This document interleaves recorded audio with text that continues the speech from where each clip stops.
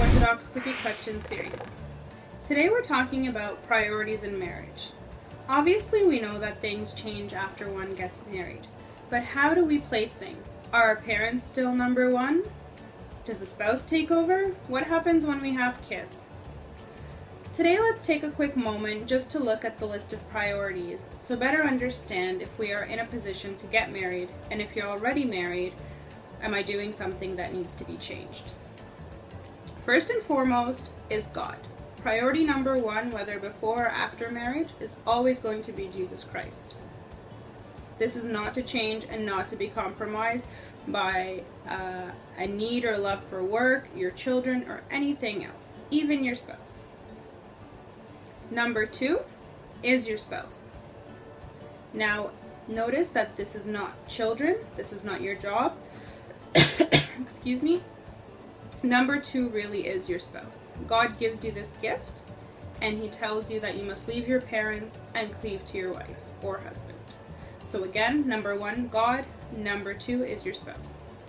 Next, if you have children, would be number three. You want to be very careful with mixing up number two and three. Often what happens is one parent will be very involved with the children, overwhelmed almost, and you have the other parent who maybe feels neglected. While children do take a lot of time and energy, you want to make sure not to neglect your spouse, as this is also a very important gift from Christ. Now, number 4 and 5, I've had many debates about with people. Some people feel that family is next on the list, which is, for example, your parents and siblings, aunts, uncles, cousins. Some people feel it's their job because it's their job that sustains their spouse and child. Whether you feel that it's your family or whether you feel that it's your job, make sure that these do not creep up and take the place of number 2 or number 3. Often as parents get older or other people need help in your lives or your job, you just change careers or you become in a higher position in your job, these tend to be very time consuming. Now I often talk to parents who say, well, I have to work a lot to be able to buy all the stuff that my children need or that they want. That's another thing to be careful of too, needs and wants. Okay, a child may not necessarily remember a tablet or a new cell phone or a new toy, but necessarily in their memories, but more primarily is going to remember the time with the parent.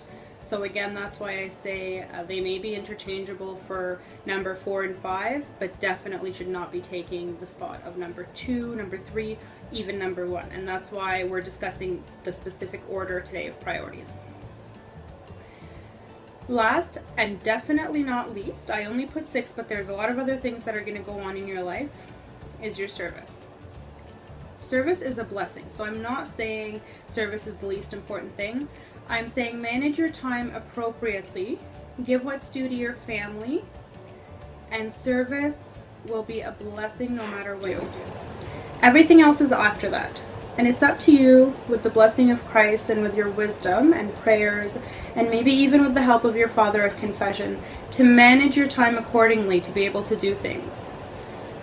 Friends, traveling, your social life, all that stuff is going to be number 7 onwards. Thank you very much.